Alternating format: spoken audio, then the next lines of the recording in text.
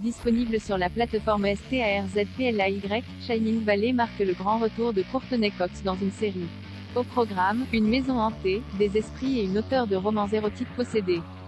De quoi ça parle? Une famille dysfonctionnelle quitte la ville pour un petit village et s'installe dans une maison où de terribles atrocités ont eu lieu. Mais personne ne semble le remarquer, à l'exception de Pat, qui est convaincue d'être soit dépressive, soit possédée. Il s'avère que les symptômes sont exactement les mêmes. Shining Valley, une série créée par Sharon Horgan et Jeff Astrof.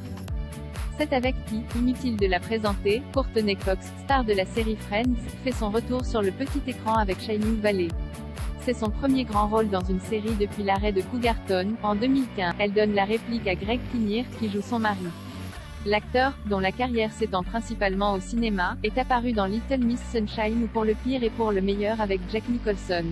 Mira Sorvino, visible récemment dans la saison 3 d'American Crime Story et la série Hollywood de Ryan Murphy, joue Rosemary, l'esprit qui hante la demeure de la famille. Après elle, d'autres actrices connues complètent la distribution comme Sherilyn Fenn, Twin Peaks, Judith Light, Madame est servie, et Meryn Dungey, alias.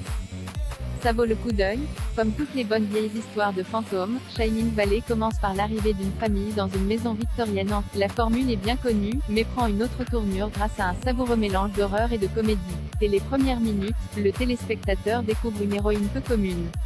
Oubliez l'archétype de la mère courage ou de la dure à cuire, Pat, elle, a touché le fond. Interprétée par Courtney Cox, à la fois drôle et touchante, le personnage voit sa vie se dissoudre devant ses yeux.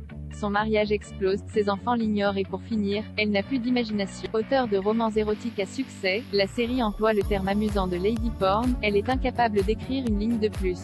Fort heureusement, dans Shining Valley, les esprits ont du bon. Sa rencontre avec Rosemary, une femme au foyer des années 50 désormais décédée, va réveiller le démon qui sommeille en elle. Passé un premier épisode assez lent, le train fantôme se met en route. Sous son ton léger, la série aborde des problèmes plus sérieux comme l'addiction, la dépression et la peur de vieillir. C'est d'autant plus intéressant qu'il est question ici d'une quinquagénaire un peu paumée, lasse des injonctions à être une mère et une épouse modèle. Il est rare qu'un portrait de femme comme celui-ci soit vu sous le prisme d'une comédie horrifique. Côté frisson justement, Shining Valley se la joue soft, mais propose de jolis clins d'œil aux fans du genre.